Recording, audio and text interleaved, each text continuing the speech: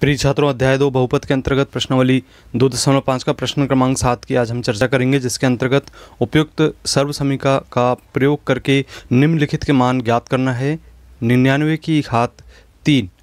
हम 99 को कुछ इस प्रकार से लिख सकते हैं, 100 ऋण 1 की घात 3। अब हम यदि सर्व समीकरण x ऋण y की घात 3 बराबर x की घात 3 ऋण y की घात 3 ऋण 3xy और x ऋण y का उपयोग करें तो यहाँ पे हम देखते हैं कि x का मान 100 और y का मान 1 है।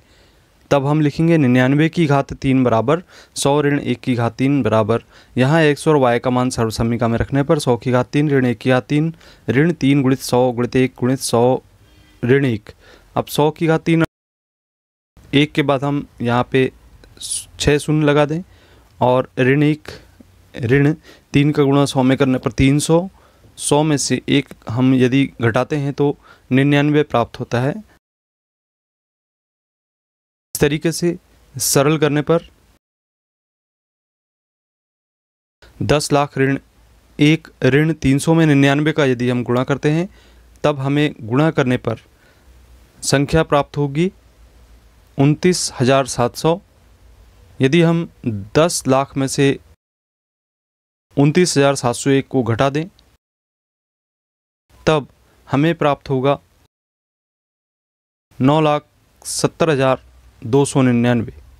इस प्रकार से इसका हल होगा।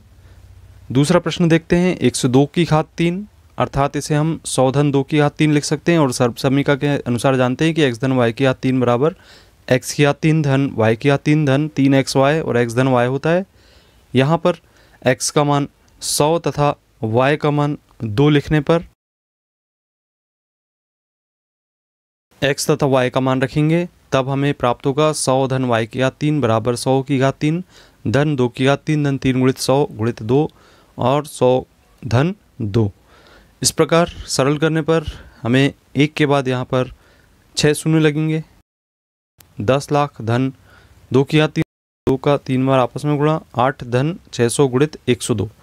सरल करेंगे 10 लाख धन 8 धन 600 का 102 में गुणा करने पर हमें प्राप्त होगा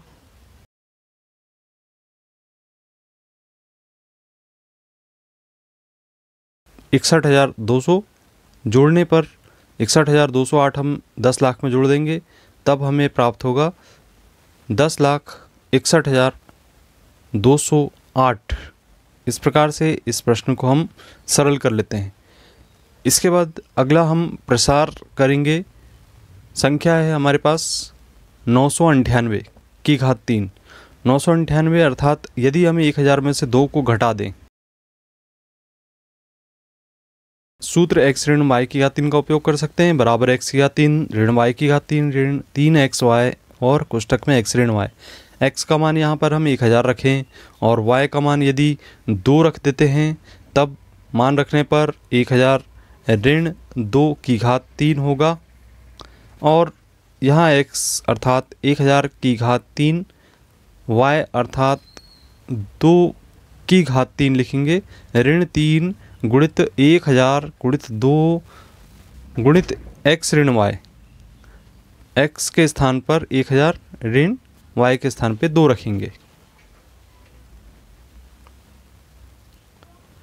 सरल करेंगे तो 1000 की घात 3 1000 को 3 बार आपस में गुणा करना है तो यहाँ पर 1 के बाद 3 के स्थान पे 9 शून्य बढ़ जाते हैं और 2 की घात 3 अर्थात 2 गुणित 2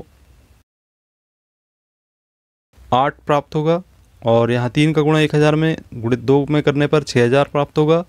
1000 ऋण 2 लिखेंगे।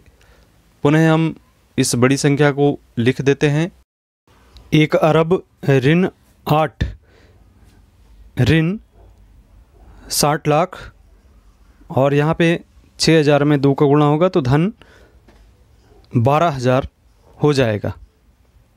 इस प्रकार से जो प्राप्त होने वाली संख्या है उसको सरल करने पर हमें 99,40,11,992 प्राप्त होगा।